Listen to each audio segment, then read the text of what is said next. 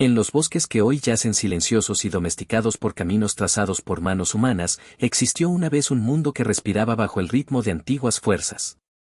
Los árboles se alzaban como columnas vivas que sostenían el cielo, los ríos murmuraban secretos sabidos solo por criaturas de noche, y la luna reinaba como testigo eterna de pactos olvidados.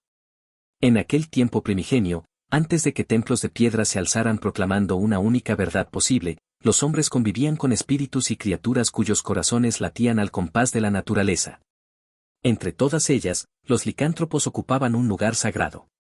No eran bestias hambrientas, ni maldiciones errantes bajo la luz de la luna llena.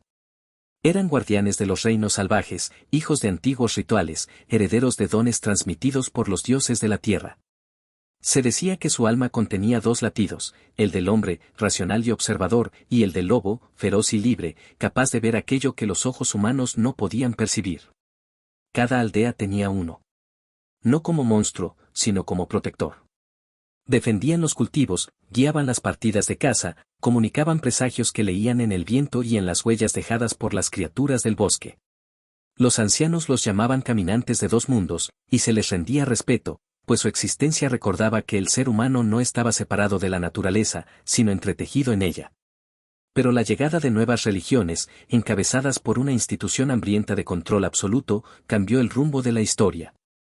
Las tierras que antes veneraban la luna comenzaron a escuchar sermones que la señalaban como símbolo de tinieblas. Los templos dedicados a los antiguos dioses fueron derribados, y sobre sus ruinas se construyeron iglesias que prometían salvación a cambio de obediencia. Y en ese nuevo orden, cualquier criatura que recordara el pasado era un enemigo. Los licántropos fueron los primeros en ser señalados. Se les llamó aberraciones, servos de demonios, malditos de la noche. Pero esta demonización no surgió de ninguna manifestación real de maldad, sino de la necesidad de erradicar todo vestigio de poder ancestral que escapara del control de la Iglesia. El pueblo, temeroso y sometido, empezó a creer que aquello que había sido sagrado ahora era una amenaza. Sin embargo, los licántropos conocían la verdad. Sabían que no eran monstruos, sino la última defensa de los bosques y de los espíritus animales. Sabían que la tierra misma los había elegido para protegerla. Y precisamente por eso se convirtieron en objetivo principal de la Iglesia, que buscaba destruir todo aquello que escapara de sus doctrinas. Los documentos oficiales registrados por los inquisidores describían a los licántropos como seres poseídos por fuerzas infernales. Pero las crónicas prohibidas, escritas en hojas ocultas, en lenguas que la Iglesia intentó erradicar, narraban una historia completamente distinta. La de un pueblo que quiso defender su conexión con la naturaleza y que fue perseguido hasta la casi extinción. Las aldeas que se negaban a entregar a sus caminantes de dos mundos eran castigadas.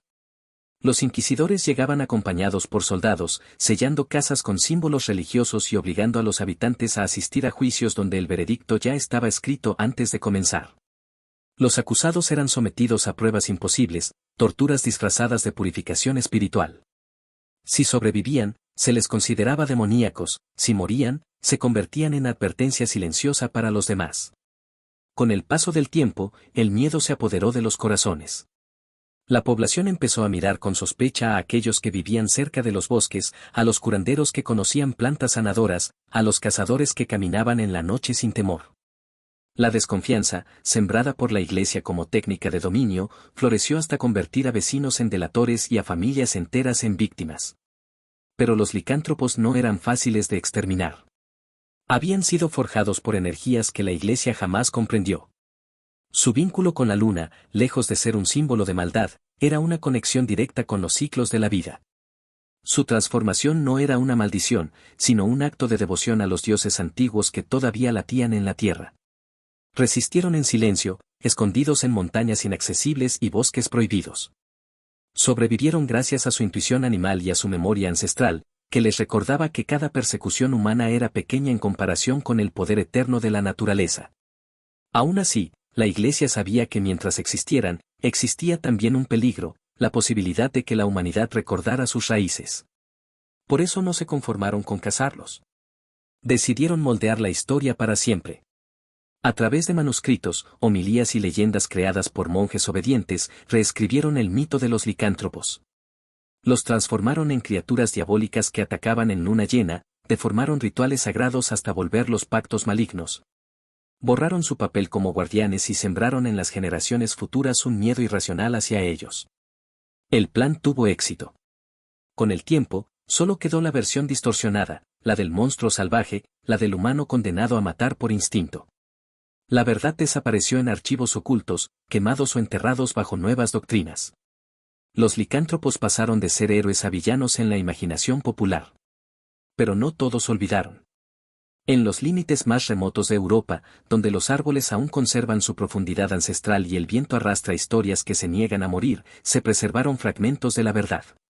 Los descendientes de los primeros caminantes de dos mundos mantuvieron viva la memoria de su pueblo. Guardaron manuscritos escritos en piel, en cortezas y en piedra. Susurros transmitidos de generación en generación relataron la caída de los licántropos, pero también anunciaron su posible regreso.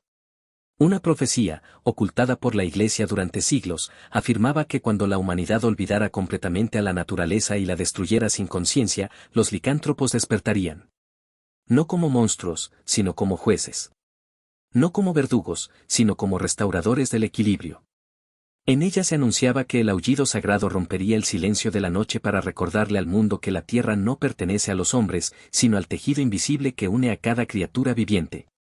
Los caminos de piedra pueden haber reemplazado antiguos senderos de tierra, pero la luna sigue siendo la misma. Sus ciclos siguen gobernando los ritmos de la vida, aunque la humanidad ya no se detenga a mirarla. Y aunque la Iglesia logró imponer su versión del mito, no logró apagar por completo la esencia que hizo nacer a los licántropos. Algunos viajeros nocturnos afirman que en noches sin nubes, cuando la luna llena se alza en su propio trono plateado, se escucha un aullido que no es de lobo ni de hombre, sino de algo intermedio. Algo antiguo. Algo que estuvo aquí antes de que existieran templos o doctrinas. Un sonido profundo, triste y orgulloso al mismo tiempo, que resuena como un eco del pasado que se niega a desaparecer. Tal vez sea una advertencia.